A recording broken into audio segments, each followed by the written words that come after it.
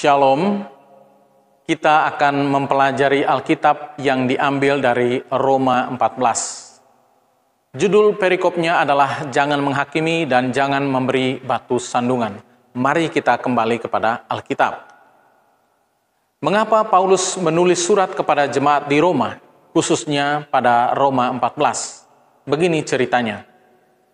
Ada dua kubu yang mempersoalkan mengenai hari dan makanan. Kubu yang satu merasa yakin bahwa mereka boleh makan segala jenis makanan dan yang satu lagi merasa tidak yakin. Kemudian mengenai hari, kubu yang satu menganggap hari yang satu lebih penting dari hari yang lain, sedangkan kubu yang satunya menganggap semua hari sama saja. Mari kita lihat hal yang pertama, yaitu mengenai makanan. Dalam konteks makanan, kita harus melihatnya dalam pandangan menurut Alkitab, seperti yang saya gambarkan berikut ini. Ada halal dan ada haram. Berdasarkan Markus 7 ayat 19, kata makanan selalu disandingkan dengan kata halal.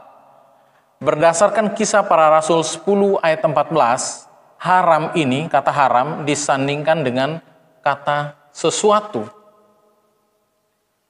Alkitab tidak pernah menyebut makanan dengan sebutan haram, tetapi dengan sebutan halal. Istilah makanan haram adalah satu istilah di luar Alkitab. Haram disebut sebagai sesuatu, atau dengan kata lain, haram bukanlah makanan. Sehingga yang disebut makanan adalah semua yang halal. Dan itu bisa kita baca di dalam Imamat 11. Dan di dalam Imamat 11 ayatnya yang terakhir dikatakan bahwa kita harus bisa membedakan yang halal dan yang haram. Jadi yang dipersoalkan di jemaat Roma itu adalah makanan yang dalam golongan halal. Mereka tidak mempersoalkan yang haram. Jadi kalau Alkitab menyinggung mengenai makanan, berarti itu berbicara mengenai yang halal. Jadi makanan halal yang manakah yang mereka persoalkan? Yang pertama, makanan yang dipersembahkan kepada berhala seperti yang dihadapi juga oleh jemaat Korintus. Boleh dibaca di dalam 1 Korintus 8. Kubu yang satu merasa boleh makan, tapi kubu yang satunya tidak mau makan. Kubu yang makan menghina dan menghakimi yang tidak makan, sehingga yang tidak makan itu menjadi lemah iman. Akhirnya hanya makan sayur-sayuran saja.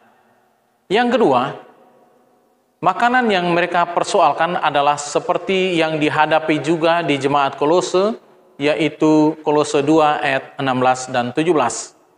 Padahal Kolose 2 ayat 16 dan 17 tersebut berbicara mengenai 1 Tawari 23 ayat 31 dan 2 Tawari 8 ayat 13.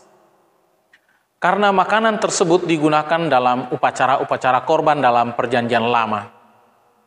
Kubu yang satu merasa boleh makan, tapi kubu yang satunya tidak mau makan. Kubu yang makan menghina dan menghakimi yang tidak makan, sehingga yang tidak makan itu menjadi lemah iman, akhirnya hanya makan sayur-sayuran saja. Mari kita lihat hal yang kedua, yaitu mengenai hari. Kubu yang satu menganggap hari yang satu lebih penting dari hari yang lain, sedangkan kubu yang satunya menganggap semua hari sama saja. Kalau kita lebih teliti lagi mengenai jalan cerita dalam kisah ini, bahwa mereka tidak ada yang mempersoalkan mengenai hari ibadah atau hari perbaktian.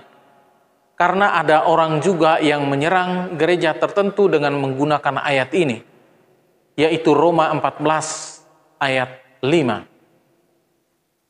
Jika dalam hal ibadah kita menggunakan ayat ini, bahwa semua hari sama saja, maka percuma mereka yang beribadah pada hari pertama atau hari Minggu, dan percuma mereka yang beribadah pada hari ketujuh atau hari Sabat. Beribadah saja pada hari Senin, Selasa, Rabu, Kamis, Jumat. karena menganggap semua hari sama saja.